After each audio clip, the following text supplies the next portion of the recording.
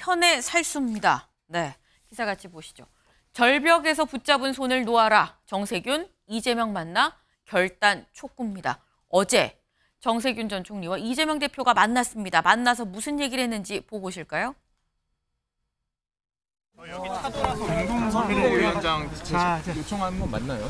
그런 거 없어요. 비상등 관련된 이야기도 나왔어요. 안 나왔어요. 절대 백불 진행하니까요. 잠깐 협조해 주세요. 전달하실 거라고 보시나요? 혹시 뭐 어떤 요청 전달하셨을까요? 예, 절대 백불 진행하니까. 총선 얼마 안 남았는데 그럼 전달 같은 건 없어요. 총선 얼마 안 남았는데 어떤 역할을 하실지만 좀 부탁드릴게요. 저는 아무 역할도 없지. 그냥 당원이니까 당원으로서 역할을 잘 할 거예요. 당의 통합. 총선 승리 없이는 국가의 미래도 민주주의의 미래도 없다, 이런 말씀을 하셨고요. 이제 선거 앞두고 양당 간의 혁신 경쟁이 있는데 사자성어를 한 말씀 하셨습니다. 현의 살수라는 말씀을 하셨는데요. 백범 선생이 윤봉길 의사에게 거사전했던 말씀입니다. 이제 필요할 때 결단이 필요하다라는 뜻으로 말씀을 하셨고, 그렇게 하면 당도 나라도 그리고 대표에게도 좋은 결과가 있을 것이다 라는 말씀을 하셨습니다. 네, 지금 권칠승 대변인 얘기까지 지금 들어보셨습니다. 현의 살수라는 말을 했다. 현의 살수. 벼 안고 움켜쥔 손을 놓는다. 필요할 때 결단을 해야 된다는 취지로 현의 살수라고 얘기를 했다라는 건데, 요 얘기 신정현 위원님, 네. 어떤 의미입니까?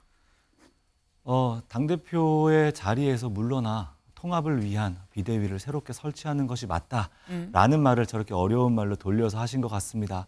아마 그 표현을 직접적으로 썼다면 당 안팎에서 많은 또 비판들이 있었을 겁니다. 네. 아마도 이재명 대표께서는 면전에서 그 말을 직접 들었기 때문에 그 말의 본의를 직접 이해하셨을 거라고 저는 생각하고요. 통합이라는 것을 강조하다 보면 가장 중요한 혁신을 늦출 수밖에 없거든요. 민주당의 어떤 통합을 가로막는 가장 큰 요인 중에 어찌 보면은 이제 이재명 당대표 이후에 포스트 이재명 체제가 지금 필요하다라는 것을 현의 살수라는 말로 건너 또 말씀을 하신 것 같고요. 이제는 이재명의 시간입니다. 이제부터 연말 연초에 어떠한 결단을 하느냐에 따라서 통합을 하기 위한 어떠한 혁신을 할 것인지의 길이 열릴 거라고 생각합니다. 네, 대표직에서 내려오란 얘기를 돌려 얘기한 거 아니겠느냐라는 건데, 조상우 변호사님. 네. 대표직에서 내려오란 말로 이재명 대표는 이해를 했습니까? 글쎄요. 제가 볼 때 저 말을 공개한 게 네. 정세균 전 의장님 쪽이 아니고 네.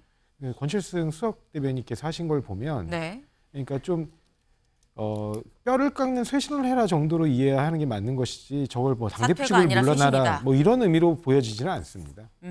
사퇴가 아니라 쇄신이다라는 말씀이신 건데, 근데 그렇다고 한다면 쇄신의 종류가 여러 가지가 있을 거거든요. 예를 네. 들어서 뭐 불출마도 있을 것이고, 어떤 종류의 쇄신 정도를 요구한 거라고 그러니까 국민 앞에 쇄신하고 헌신하는 모습을 민주당이 보여야 한다라는 의미로 크게 말씀을 하셨기 때문에 거기서 아마 이재명 대표께서 이제 앞으로 향후 정치를 준비하시고 이제 총선을 준비하시고 하는 과정에서 네. 그 부분에 대한 저희 조언까지 다 담아서 적절하게 혁신과 쇄신의 조치를 취하지 않으실까 싶습니다. 네, 현의 살수란 말의 해석이 저마다 지금 다른 상황입니다. 대표직에서 내려오라는 얘기다. 아니다.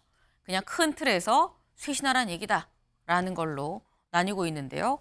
이재명 대표가 어떻게 받아들였느냐가 사실 가장 큰 관건이겠죠. 네, 저희가 준비한 소식 오늘 여기까지입니다. 네, 오늘 여기까지 하고요. 이제 내년에 인사를 드리게 될 것 같아요. 땡 개묘년 큐 갑진년입니다. 청룡아 받아라 2024년이라는 만평이 오늘 있었습니다. 네, 올해 한 해도 참 수고 많으셨습니다. 저희는 내년에 다시 찾아뵙도록 하겠습니다. 오늘도 좋은 하루 보내세요.